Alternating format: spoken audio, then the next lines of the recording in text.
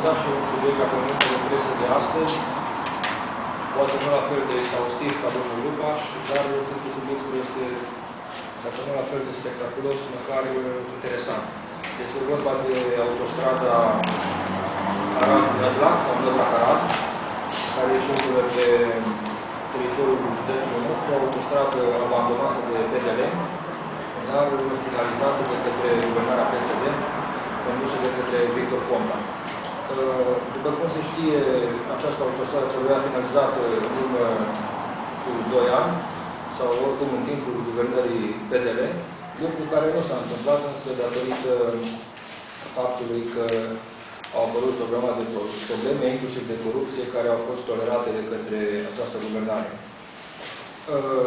Astăzi, guvernarea PSD, condusă de Ponta, își asumă finalizarea acestei autostrăzi, o autostradă extrem de importantă, fiind de remarcat faptul că este cea mai mare investiție în infrastructură aflată în derulare și chiar în țară, iar pentru ea au fost alocate sume importante. Deci, numai pentru primul tronson de autostradă au fost alocate 69 de milioane de euro,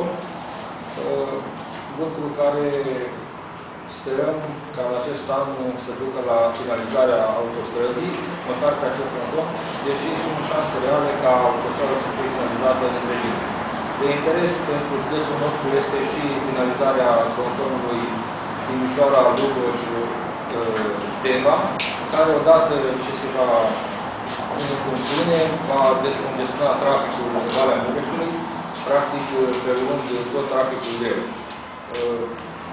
Ca o observație generală, vis-a-vis de conduita guvernării PDL și a PSD de autostrăzi, se impune observația, cred că în 2012-2013 guvernarea Ponta a inaugurat 230 de km de autostradă, iar în acest an probabil vor fi inaugurați cel puțin 90 de km.